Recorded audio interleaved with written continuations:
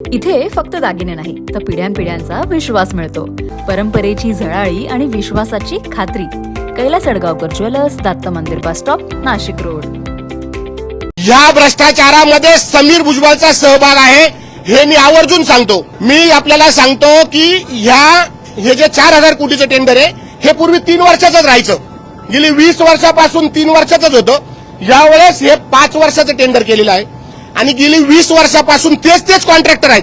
हायकोर्टात गेलो होतो, मी आपल्याला हायकोर्टाची प्रत देतो. हायकोर्टाने याच्यावर ताशेरे ओढले की गेली 12 ते 15 वर्षापासून तेच कॉन्ट्रॅक्टर का बरं आहेत. महाराष्ट्रात बाकी कॉन्ट्रॅक्टर शिल्लकच राहिले नाहीत का? बाकीचे कॉन्ट्रॅक्टर कामच करत नाही का? आणि मग ही रिंग हे 26 कॉन्ट्रॅक्टर आणि समीर भुजबळ हॉटेल आंबेसेटरच्या माणिक मॉल सोसायटीमध्ये बसले. मी तर असं म्हणेल की एसआयटी स्थापन करा, यांचे लोकेशन चेक करा, समीर भुजबळचं लोकेशन चेक करा आणि ह्या कॉन्ट्रॅक्टरांचं लोकेशन चेक करा. आपल्याला सगळे माणिक मॉलचे लोकेशन सापडतील. एसआयटी स्थापन करा. मी आदरणीय मुख्यमंत्री महोदयांना विनंती करतो की एसआयटी स्थापन करा आणि एसआयटी स्थापन करून याची चौकशी करा. समीर भुजबळांनी जी डील केली, सर्व विभाग समीर भुजबळच चालवतो. आदरणीय साहेबांना बऱ्याच गोष्टी माहीत नसतात.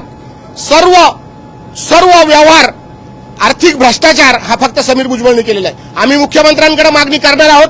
मी आपल्याला अभिमानाने सांगतो की गेली 3 वर्षापूर्वी आदरणीय मुख्यमंत्री जेव्हा विरोधी पक्ष नेते होते तेव्हाही त्यांनी हे पत्र दिलं होतं. आपल्याला त्याची प्रत लागत असेल तर ती मी देतो.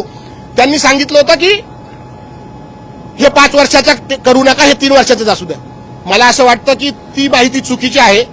गेली मागच्याही सरकार होतं त्यावेळेस हे खातं भुजबळांकडेच होतं आणि आताही हे खातं भुजबळांकडेच आहे. गेली 5 वर्षापासून हे खातं भुजबळांकडेच आहे. मी सरकारला ही विनंती करेल की याची एसआयटी स्थापन करा.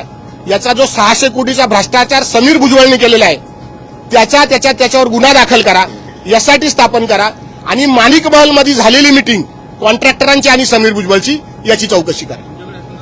माझ्याकडे सगळे पुरावे आहेत. मी बरेच पुरावे कोर्टात दिलेले आहेत आणि कोर्टाने ह्या टेंडरला स्टे सुद्धा दिलेला आहे.